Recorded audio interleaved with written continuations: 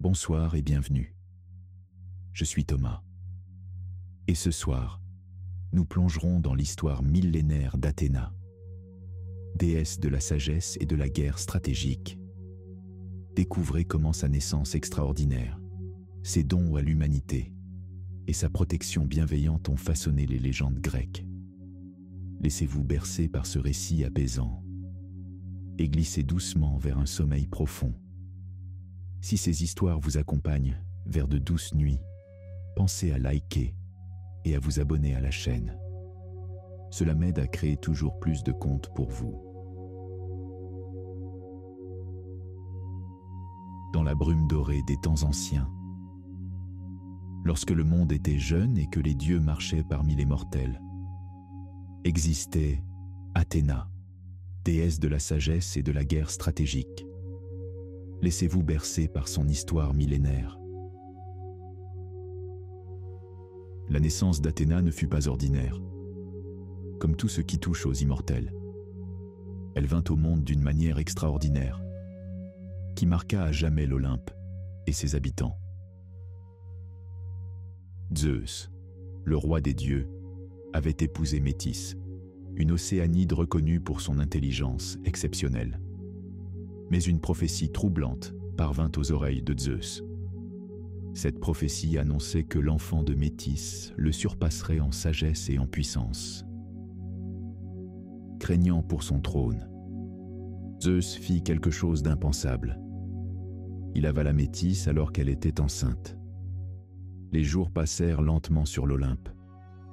Zeus commença à ressentir des douleurs insupportables à la tête, des migraines si intenses qu'elle faisait trembler le ciel. Héphaïstos, le dieu forgeron, fut appelé à son chevet. D'un coup de hache précis, il fendit le crâne de Zeus. Et de cette ouverture surgit une jeune femme. Elle n'était pas un bébé ordinaire, mais une déesse adulte, en armure complète. C'était Athéna. Elle s'éleva majestueusement, vêtue d'une armure resplendissante. Elle brandissait une lance, un bouclier orné de la terrible tête de Méduse. Son casque d'or brillait sous la lumière éternelle de l'Olympe. Et un cri de guerre s'échappa de ses lèvres, un cri qui fit frémir les cieux et la terre. Les dieux reculèrent, émerveillés. Jamais ils n'avaient vu pareille naissance. Jamais ils n'avaient ressenti pareille puissance émanant d'une divinité nouvellement née. Zeus lui-même sourit, car en dépit de la prophétie, il avait gagné une alliée, non pas une rivale. Athéna devint rapidement la favorite de Zeus. Sa sagesse incomparable en faisait une conseillère précieuse. Sa maîtrise de l'art de la guerre en faisait une protectrice redoutable. Elle siégeait à la droite de son père, honorée par tous les habitants de l'Olympe. Contrairement à son demi-frère Arès, dieu de la guerre brutale et sanglante, Athéna représentait la guerre juste et stratégique. Elle n'aimait pas les conflits inutiles. Elle préférait la victoire obtenue par l'intelligence plutôt que par la force brute. Elle était aussi la déesse des artisans, la protectrice des tisserands, des forgerons, des sculpteurs, de tous ceux qui créent avec leurs mains guidées par leur esprit. Elle enseigna aux humains l'art de fabriquer des outils, l'art de tisser la laine et le lin, l'art de créer des objets utiles et beaux. Parmi ses nombreuses qualités, Athéna possédait un immense amour pour la connaissance. Elle valorisait l'apprentissage et la réflexion. C'est pourquoi elle devint la déesse de la sagesse, la patronne des philosophes et des érudits, celle qui illumine l'esprit des mortels. Un jour, la déesse décida de s'attacher à une cité mortelle. Elle voulait un lieu où ses idéaux pourraient fleurir, un endroit où l'intelligence et la créativité seraient honorées au-dessus de tout. Ce lieu devait devenir un phare de civilisation dans le monde des hommes. Poséidon, dieu des mers et des océans, convoitait également cette même terre. Cette terre promise surplombant la mer Égée. Une compétition fut organisée entre les deux divinités. Le gagnant deviendrait le protecteur de la cité et lui donnerait son nom. Poséidon frappa le sol de son trident, faisant jaillir une source d'eau salée. Un cadeau puissant symbolisant la force maritime. Les vagues déferlant sur le rivage semblaient approuver ce don. Le dieu des mers était confiant. Mais Athéna, avec douceur et prévoyance, planta son arme dans la terre fertile. Et de ce geste naquit le premier olivier. Un arbre offrant nourriture, huile et bois. Un symbole de paix et de prospérité durable. Un cadeau bien plus précieux pour une civilisation naissante. Les mortels choisirent le don d'Athéna. L'olivier plutôt que la source d'eau salée. La sagesse plutôt que la force. La cité prit alors le nom de sa protectrice divine. Athènes était née, future lumière du monde antique, berceau de la démocratie et de la philosophie. Poséidon, furieux de cette défaite, inonda la région de sa colère. Mais Zeus intervint et apaisa son frère, rappelant que le choix des mortels avait été juste. Athéna, magnanime dans sa victoire, promit que sa cité honorerait également Poséidon, car une ville sage comprend l'importance de l'équilibre. Athéna veilla sur Athènes avec une attention particulière. Elle guidait ses habitants vers la connaissance. Elle inspirait leurs artistes et leurs penseurs. Sous sa protection, la cité prospéra et devint un centre de savoir et d'art. Sur l'acropole, les Athéniens érigèrent un temple majestueux en l'honneur de leur déesse. Le Parthénon, chef-d'œuvre d'architecture et témoignage de leur dévotion. À l'intérieur, une immense statue d'Athéna, recouverte d'or et d'ivoire, contemplait la cité qui portait son nom. La sagesse d'Athéna s'illustra dans de nombreuses légendes. Une des plus célèbres est celle d'Arachné, une mortelle tisserande d'un talent exceptionnel. Arachné se vantait de surpasser la déesse elle-même dans l'art du tissage. Une telle arrogance ne pouvait rester sans réponse. Athéna, sous les traits d'une vieille femme, rendit visite à la jeune mortelle. Elle lui conseilla d'être plus humble et de reconnaître que son don venait des dieux. Mais Arachné rejeta ce conseil et défia ouvertement la déesse. Un concours de tissage commença alors. Athéna créa une tapisserie montrant les dieux dans leur grandeur et les conséquences de l'hybris humaine. Arachné, avec une habileté stupéfiante, tissa des scènes montrant les faiblesses et les méfaits des dieux. Son travail était techniquement parfait, mais profondément irrévérencieux. Voyant ce blasphème tissé avec tant de talent, Athéna fut partagée entre admiration et colère. La déesse déchira l'œuvre d'Arachné et toucha le front de la mortelle. Arachné, accablé par la honte et le désespoir, tenta de se pendre. Mais Athéna, dans un geste de pitié mêlé de punition, transforma Arachné en araignée. « Tu aimes tant tisser, dit-elle doucement. Tu tisseras pour l'éternité. » C'est ainsi que naquirent les araignées, toujours occupées à tisser leur toile délicate. Cette histoire rappelle que même la sagesse divine peut être sévère. Qu'Athéna, bien que juste, ne tolérait pas l'arrogance des mortels. Une leçon que les Grecs gardaient en mémoire dans leurs prières à la déesse. Athéna intervint dans de nombreuses quêtes héroïques. Elle fut la protectrice constante de certains héros qu'elle jugeait dignes. Parmi eux, nul ne reçut autant son attention qu'Ulysse, roi d'Ithaque.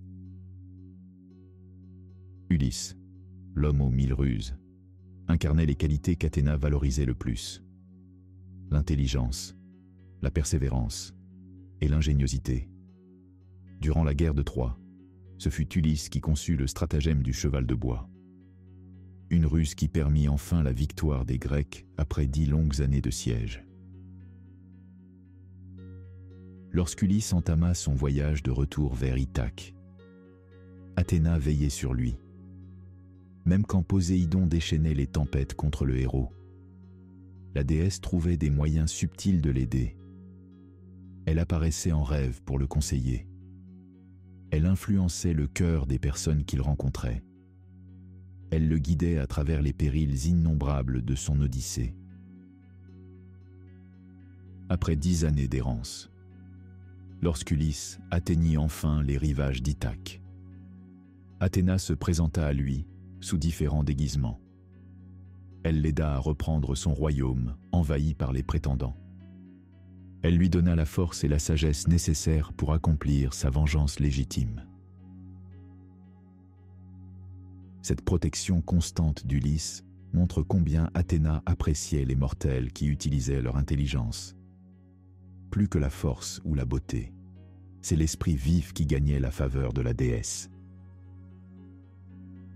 Une autre légende célèbre concerne le héros Persée, envoyé dans une mission impossible pour rapporter la tête de Méduse, un monstre dont le regard pétrifiait quiconque croisait ses yeux. Athéna vint en aide au jeune héros. Elle lui offrit son bouclier poli comme un miroir. Grâce à ce bouclier, Persée pourrait voir Méduse sans la regarder directement. Elle guida sa main lorsqu'il trancha la tête du monstre. Et lorsque le sang de Méduse toucha le sol, donnant naissance au cheval ailé Pégase, Athéna apprivoisa cette créature merveilleuse. Plus tard, elle réclama la tête de Méduse, qu'elle plaça sur son bouclier, l'égide, transformant une arme défensive en un instrument de terreur pour ses ennemis. Athéna était également liée à l'olivier, son cadeau à la cité d'Athènes. Cet arbre symbolisait la paix et la prospérité, mais aussi l'endurance et la résilience. L'olivier peut vivre des siècles, voire des millénaires, résistant aux sécheresses et aux intempéries. Tout comme la sagesse perdure à travers les âges. L'huile d'olive était utilisée pour les lampes, éclairant la nuit. Tout comme la sagesse d'Athéna illuminait l'esprit des mortels. Cette huile nourrissait, soignait et consacrait. Elle était au cœur de la civilisation grecque. Un rappel quotidien de la bienveillance de la déesse. Dans le panthéon grec, Athéna occupait une place unique. Elle restait vierge par choix, non par obligation. Sa virginité symbolisait son indépendance et sa pureté d'esprit. Elle n'était soumise à aucun désir qui aurait pu troubler sa sagesse. Cette autonomie totale la distinguait des autres déesses. Elle n'était ni épouse, ni mère, mais entièrement dédiée à ses propres domaines. La sagesse, l'artisanat et la guerre juste. Elle incarnait un idéal féminin différent, basé sur l'intellect plutôt que sur la fertilité ou la beauté. Son animal sacré était la chouette, oiseau nocturne aux grands yeux perçants, capable de voir dans l'obscurité, tout comme la sagesse peut discerner la vérité même dans les situations les plus confuses. Les Athéniens frappèrent des pièces de monnaie à l'effigie d'Athéna d'un côté et de la chouette de l'autre. Ces chouettes d'Athènes circulaient dans tout le monde antique, symbole de la puissance et du prestige de la cité. Quant à ses attributs divins, outre son bouclier orné de la tête de Méduse, Athéna portait toujours son casque et sa lance. Elle était rarement représentée sans ses armes. Rappel constant qu'elle était aussi une déesse guerrière. Mais son expression restait toujours calme et réfléchie, contrairement à l'aspect sauvage et sanguinaire d'Arès. Une des histoires les moins connues d'Athéna concerne le jeune Érictonios, né d'une tentative d'Héphaïstos de séduire la déesse. Lorsque son désir tomba sur la terre, il donna naissance à un enfant mi-humain, mi-serpent. Athéna, prise de compassion pour cette créature innocente, la plaça dans un panier fermé. Elle confia ce panier aux filles du roi d'Athènes, avec l'instruction stricte de ne jamais l'ouvrir. Mais la curiosité l'emporta, et lorsqu'elles virent l'enfant serpent, elles furent frappées de folie et se jetèrent du haut de l'acropole. Athéna éleva alors elle-même Érictonios, qui devint plus tard un roi sage et aimé. Cette histoire montre une facette maternelle d'Athéna, rarement exprimée dans les autres mythes. Les festivals en l'honneur d'Athéna étaient nombreux à Athènes. Les plus importants étaient les Panathénées, célébrés chaque année avec une splendeur particulière tous les 4 ans.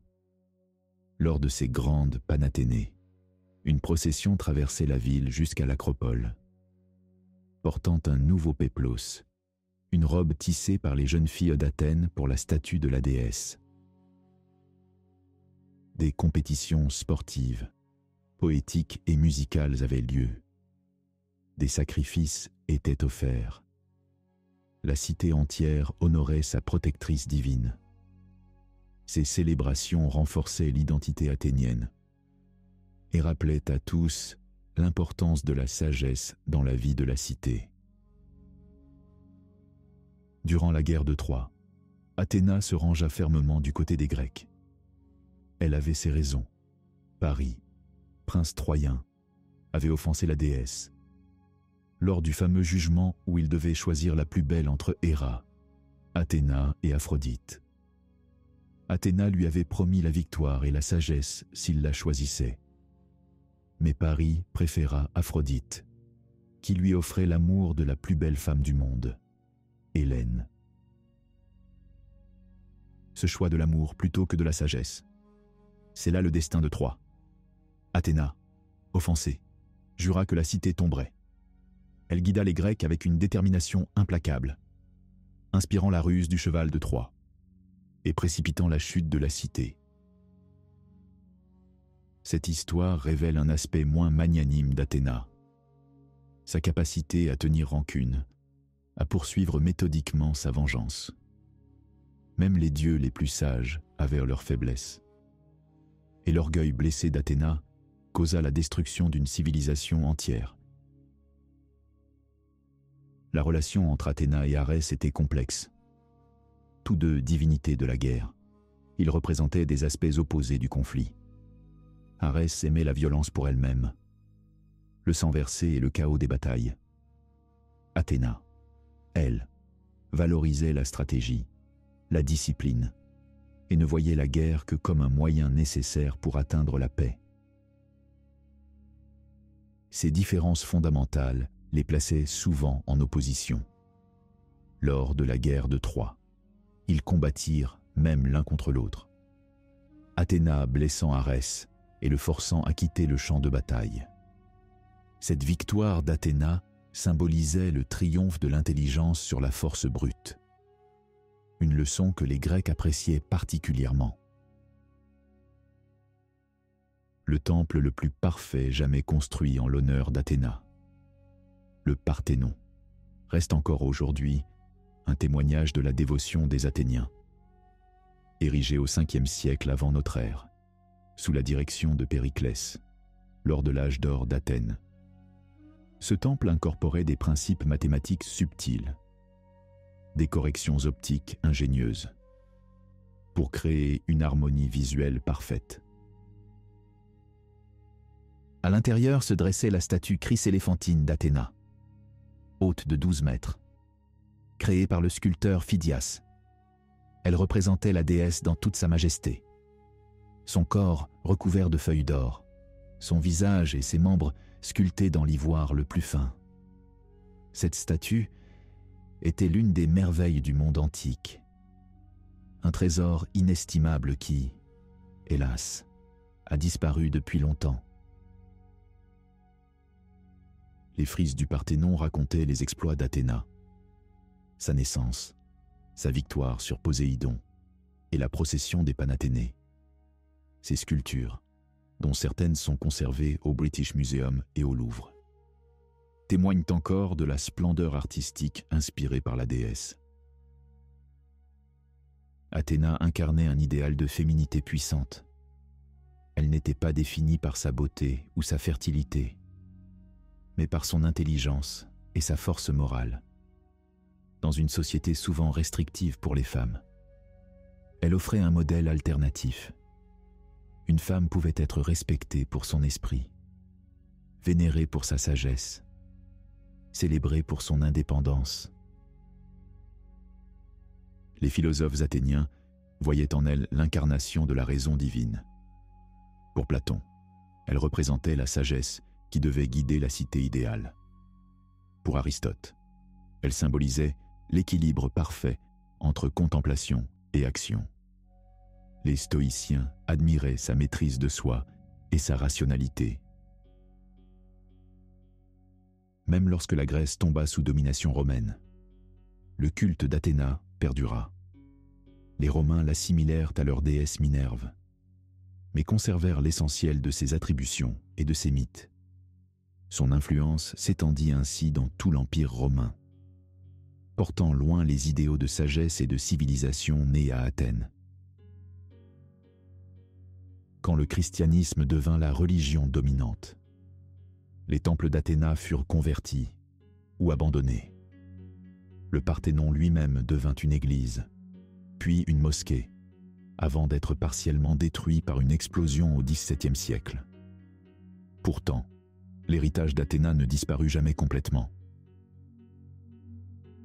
Dans l'art et la littérature de la Renaissance, Athéna réapparut sous le nom de Minerve, symbole de sagesse et de connaissance. Les humanistes redécouvraient les textes anciens, et avec eux, l'admiration pour cette déesse de l'intelligence. Aujourd'hui encore, Athéna reste présente dans notre culture. Son nom orne des institutions éducatives. Sa chouette symbolise toujours la connaissance. Son image inspire artistes et penseurs. Elle rappelle l'importance de l'équilibre entre force et sagesse, entre action et réflexion. L'héritage d'Athéna nous enseigne que la véritable puissance réside dans l'esprit, que la victoire la plus noble est celle obtenue par l'intelligence plutôt que par la violence, que la connaissance est le plus précieux des dons. Dans un monde où la force brute semble souvent l'emporter, le mythe d'Athéna nous rappelle une autre voie, la voie de la sagesse, de la stratégie, de la pensée à long terme, l'olivier plutôt que la source d'eau salée, la paix durable plutôt que la gloire éphémère. Fermez doucement les yeux et imaginez la déesse aux yeux gris, vigilante dans la nuit de l'histoire, sa chouette volant silencieusement à travers les âges, portant la lumière de la connaissance, sa lance protégeant ceux qui cherchent la vérité, son olivier offrant ses fruits à ceux qui cultivent la patience. Athéna, née de la pensée, déesse de la sagesse éternelle, veille encore sur nous, dans les bibliothèques silencieuses, dans les salles de classe animées, dans les moments de réflexion profonde, partout où l'esprit humain s'élève au-dessus de ses limites, pour toucher, ne serait-ce qu'un instant, la sagesse divine,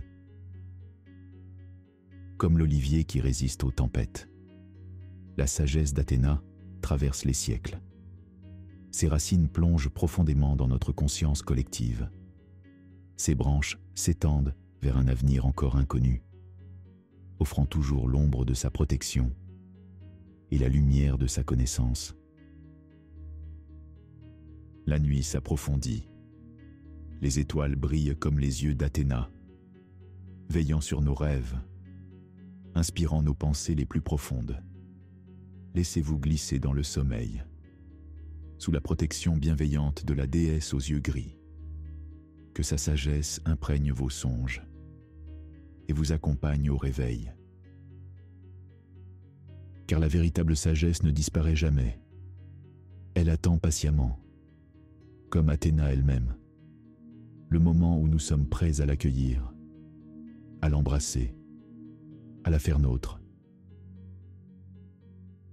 Ainsi s'achève notre voyage avec Athéna, déesse de la sagesse, de l'artisanat et de la guerre juste, née de la pensée divine, protectrice des héros et des cités, elle qui a offert l'olivier à l'humanité, et avec lui, la promesse d'une vie éclairée par la connaissance, guidée par la raison et embellie par l'art.